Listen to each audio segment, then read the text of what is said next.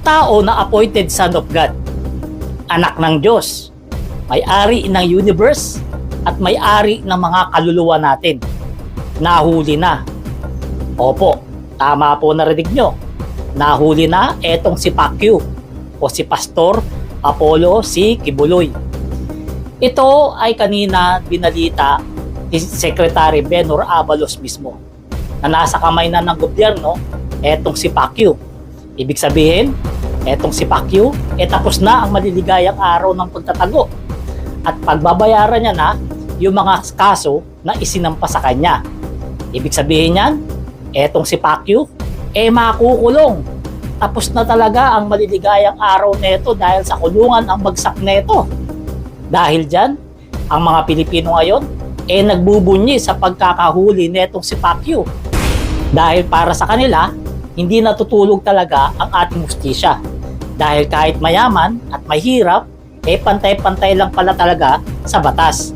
At yan ang patunay sa pagkakahuli rito kay Pacquiao na walang sinasanto ang batas natin ngayon. Kahit mayaman ka, kahit mahirap ka, basta may kasalanan ka, yun, huli ka.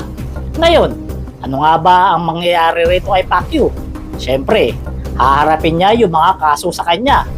At pwede rin, ipatapon na siya doon sa Amerika para doon na siya makulong dahil may mga kaso rin siya ron.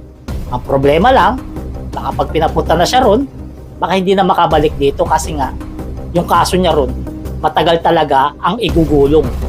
Pero kayo mga kapalirista, tanongin ko kayo, naniniwala ba kayo na itong si Quiboloy ay appointed son of God? Kung appointed son of God siya, bakit siya nahuli? Bakit siya makukulong? Ano yun? Pinabayaan na siya ng tatay niya?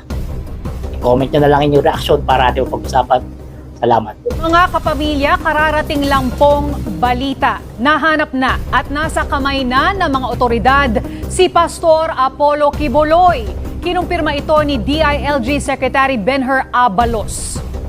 At ito po ay nangyari matapos ang 2 linggo na araw-araw na paghahanap ng mga pulis po doon sa compound ng Kingdom of Jesus Christ. Nako, mahaba-habang teleserye yung nangyari. Oo, abangan po natin yung mga report pa ni na Hernel Tocmo na nasa Davao City na kanina nandun lang sa labas ng KOJC compound. So saan ngayon dadalhin si Pastor Apollo Quiboloy, ano? At ano yung gagawin din ng mga miyembro ng KOJC sa ganitong development. Diba? Yan yung abangan natin. At isa sa gustong malaman ng mga tao ay kung ito-turn over natin siya sa Amerika.